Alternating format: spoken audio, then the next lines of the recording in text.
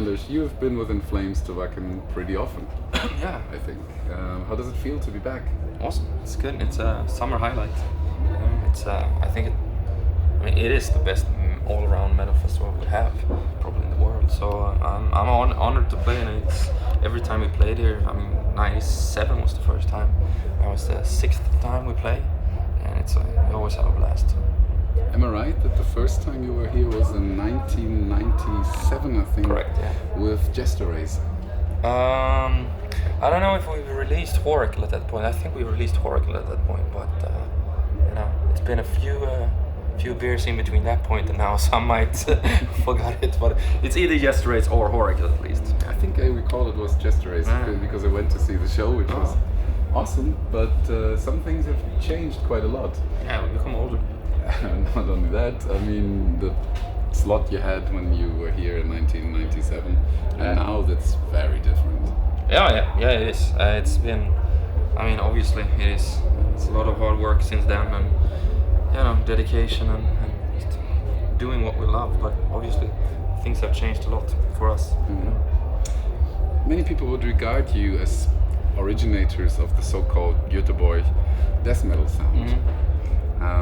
That's something you did for quite a while. We plus I would say Dark Tranquillity at the Gates. All our friends, we've been playing this music for quite some time before we got recognized, by the general population or general underground. It was maybe when we signed to Nuclear Blast in beginning of '96 and when we released Jester Race. People around got noticed, but we've been doing this for a while. I was playing Dark Tranquillity from '89, and we were still aiming for this type of music or whatever. We were terrible at that point, but we were still aiming for it. Your sound also has kind of been developed to some point, I think, where a lot of American bands who took over a lot of elements of what you've been doing and then changed it to something else. Some people call it metalcore or whatever. Mm-hmm. But I would still say that you've been very influential in that direction as well. That we have influenced, or we are influenced? No, that you have influenced them. Because we have influenced them. That might be. We hear from a lot of bands that they respect what we're doing, and it's an honor, but it doesn't really. I don't think about it that much, and it doesn't make me feel better about what we do. We still have to be focused on what we're doing, and not think about what the outside world have, what their expectations are, or what they say about us, or whatever. But it's.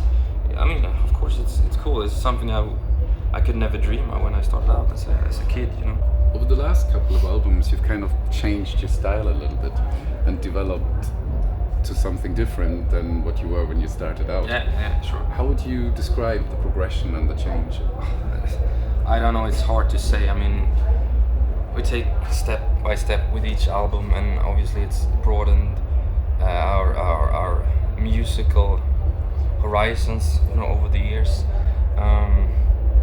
and we don't want to repeat ourselves, and we are not the same people as we were when we were, when we did Jester Race. We didn't know much about recording at that point. I obviously Luna Strain was done in Subterranean and such, but still we were very inexperienced when it comes to studio, and we recorded a lot of guitar tracks, a lot of things.